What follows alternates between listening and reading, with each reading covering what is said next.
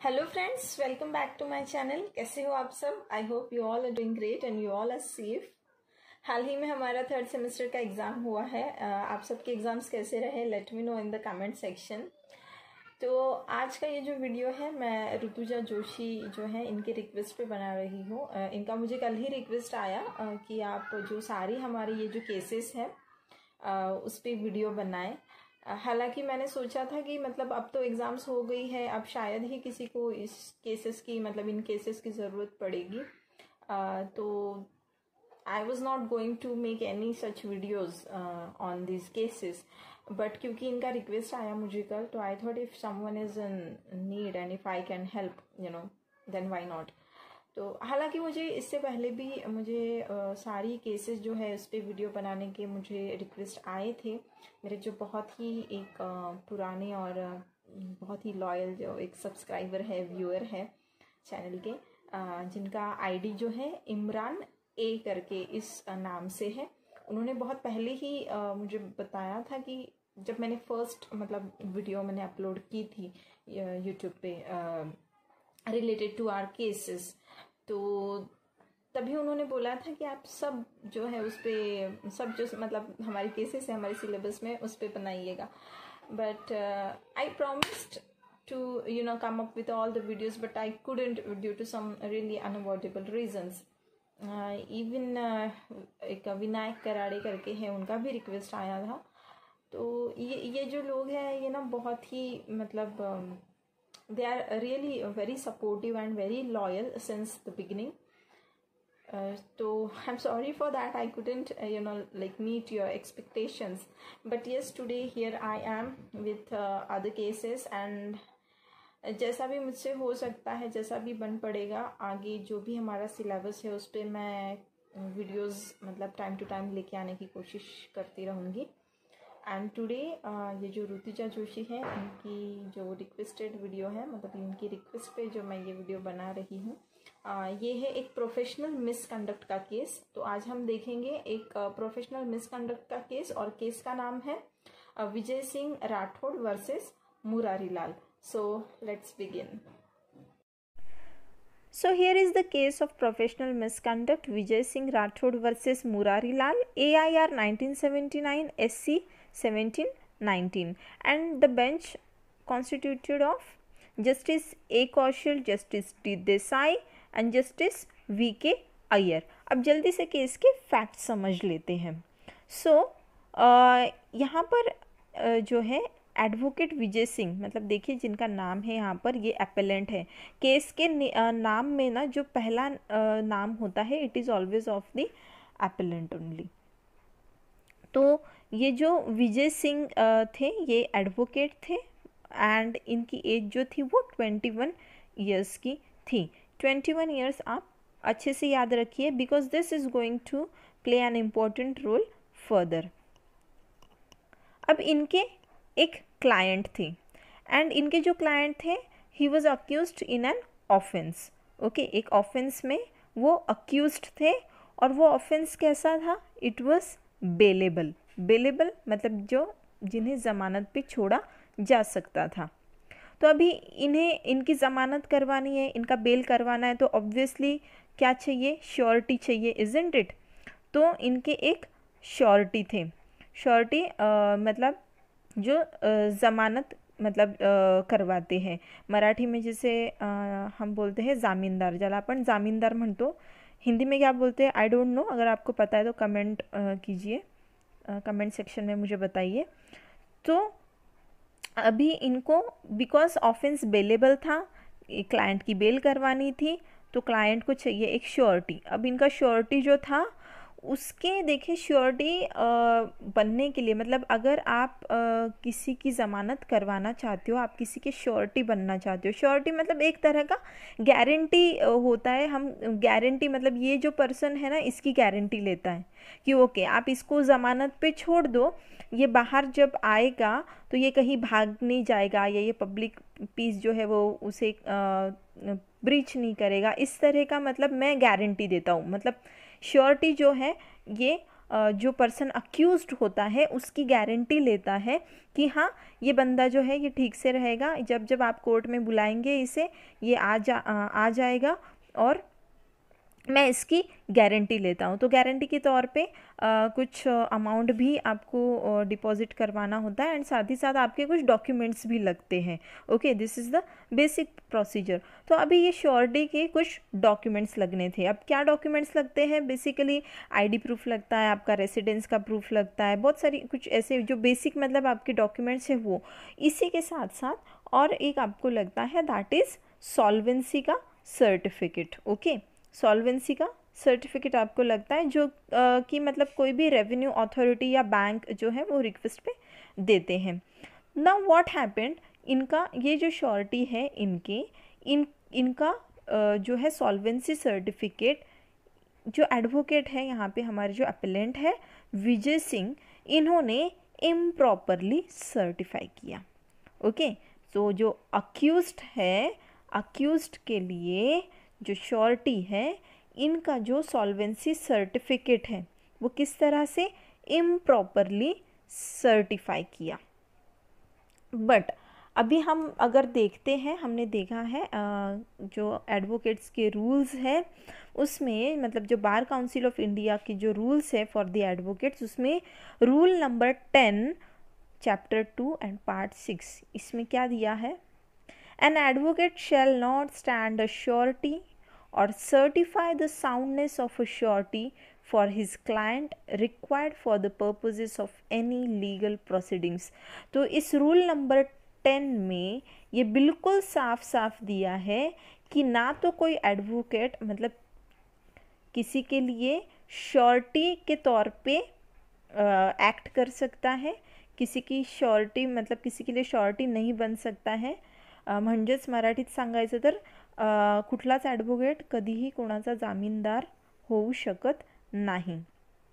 At the same time he cannot certify. अब देखो यहाँ पे आ गया हमारा जो मेन इश्यू है, यहाँ पे क्या है, इन्होंने क्या कर दिया, विजय सिंह जो है इन्होंने क्या कर दिया है, इन्होंने improperly certified the solvency of the surety.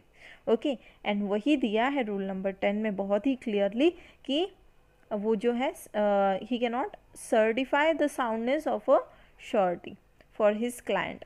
मतलब श्योरिटी ये जो सॉल्वेंसी है ना, ये क्या है, मतलब कि फिनेंशियली स्टेबल है। सॉल्वेंसी का सर्टिफिकेट मतलब क्या होता है कि ये जो बंदा है ये फिनेंशियली स्टेबल है, ये बैंकरप्ट नहीं है, इसके पास ठीक ठाक पैसा है। ओके, मतलब उसका इकोनॉमिक कंडीशन स्टेबल है, ये होता है सॉल्वेंसी का सर्टिफिकेट। तो अभी ये सॉल्वेंसी का सर्टिफिकेट इन्होंने तो इम्प्रॉपरली सर्टिफाई कर लिया, बट इन्होंने अभी हमारे जो रूल्स है इसमें तो क्लियरली मेंशन्ड है कि कोई भी एडवोकेट इस तरह का काम नहीं कर सकता है। तो फिर under section 35 of the advocates act 1961 a complaint was filed before the bar council of India. अब हमने पढ़ा है हमारे जो एक्ट है, जो सारे रूल्स है उसमें हमने पढ़ा है कि जब भी इस तरह का कोई प्रोफेशनल मिसकंडक्ट का कोई केस होता है, प्रोफेशनल मिसकंडक्ट, हाँ, not contempt of court, contempt of court करता है, कंटेम्प्ट ऑफ कोर्ट होता है तो उस टाइम पे the court is authorized. But here when जब प्रोफेशनल मिसकंडक्ट होता है तब क्या है, under section 35 of the advocate act किसके पास है ये authority? Bar council of India, या फिर जो भी स्टेट का जो बार है, स्टेट का बार, फिर उसके बाद जो भी आगे का authority, if the person is not satisfied. तो अब क्या हुआ, बार काउंसिल का जो मतलब डिसिप्लिनरी कमिटी है, उन्होंने ये जो केस है इसमें देखा कि हाँ इसने प्रोफेशनल मिसकंडक्ट किया है, हुआ है इससे, तो उन्होंने उसको 1 मंथ के लिए सस्पेंड कर दिया। ओके, एडवोकेट जो थे हमारे ये जो विजय सिंह है उनको 1 मंथ के लिए सस्पेंड कर दिया। अब फिर ये जो है पहुँचे सुप्रीम कोर्ट। अब देखिए जब भी कभी प्रोफेशनल मिसकंडक्ट का कोई कोर्ट है केस है, तब जो मतलब एडवोकेट का एडवोकेट होता है कोई, वो ये सारा केस चलाता है। खुद एडवोकेट कभी वो केस नहीं प्रेजेंट करता है, वो अपना खुद का काउंसिल खुद नहीं बनता है, ही has to appoint another person, another council, मतलब एडवोकेट फॉर हिम। तो जो विजय सिंह के जो एडवोकेट थे उन्होंने आगे ये केस कहाँ लेके गए, सुप्रीम कोर्ट में। यहाँ पे जो इशू था कि whether suspension be substituted into reprimand to meet end of justice. So what is the meaning of reprimand?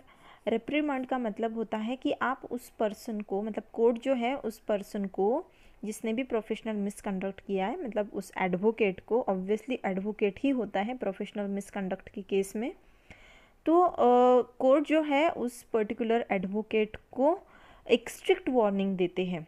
Okay, सबके सामने उसे मतलब एक तरह की डांट लगाते हैं। ओके, उन्हें इस तरह का एकदम एक स्ट्रिक्ट वार्निंग देते हैं कि आप आगे से ऐसी चीज़ नहीं दोहराएंगे बिल्कुल भी, और ये जो आपने किया ये बहुत गलत था और आगे से आप ये नहीं करेंगे। तो देखिए कोर्ट का जो डिसीजन है वो सुप्रीम कोर्ट का जो डिसीजन है वो कुछ इस तरह से आया कि इन the present case the lawyer was young. देखिए मैंने आपको पहले ही बोला था ना, जब मैं उनका एज बता रही थी शुरुआत में, कि आप उसे याद रखिए। What did the court said कि the lawyer was young, the offence was not tainted with turpitude. Okay, तो मतलब अब जो एडवोकेट थे हमारे ये बहुत यंग थे, हमने देखा शुरुआत में 21 ईयर्स उनकी बस एज थी। अब एज से क्या लेना देना है सुप्रीम कोर्ट को? वो इसलिए क्योंकि देखिए कोई भी जब मतलब लॉ का डिग्री लेके जब प्रैक्टिस करने आते हैं ना कोर्ट में, तो उनके पास एक्सपीरियंस नहीं होता है। और आप इस केस में अगर देखेंगे तो सिर्फ 21 ईयर्स, मतलब जस्ट उन्होंने वकालत शुरू ही की होगी, और जस्ट शुरू ही किया है काम की, ऐसा कुछ उनके हाथ से हो गया है।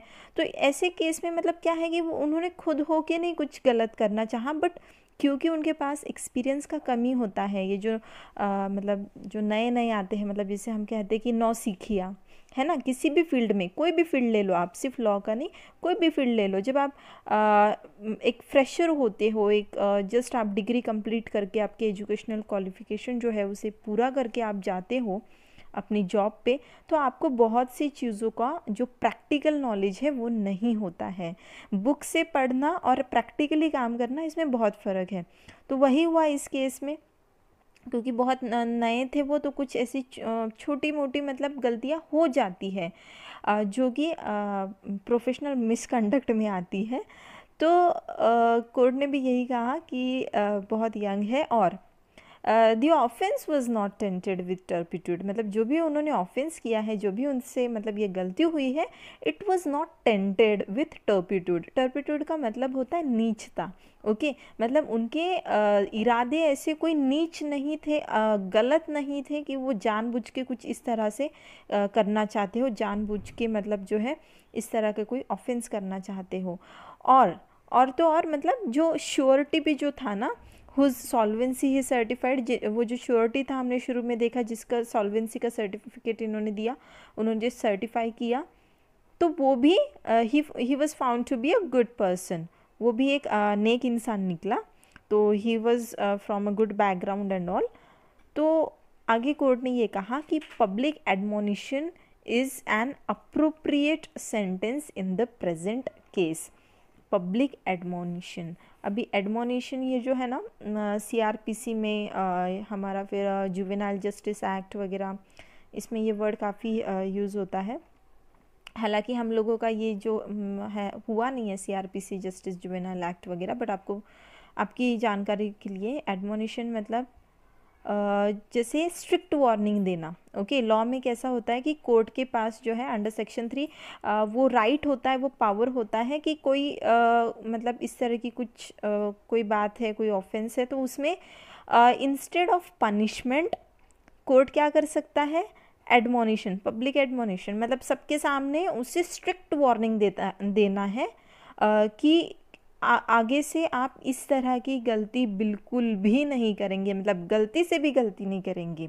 एक स्ट्रिक्ट वार्निंग दिया जाता है और उसे छोड़ दिया जाता है। तो इस केस में भी सुप्रीम कोर्ट ने यही किया कि उन्हें एक स्ट्रिक्ट वार्निंग दी गई और उन्हें जो 1 मंथ का सस्पेंशन था उसे रद्द करवा दिया। सो आई होप आपको ये जो केस है ये समझ में आया होगा। फिर मिलेंगे नेक्स्ट वीडियो में। Till that bye bye, take care.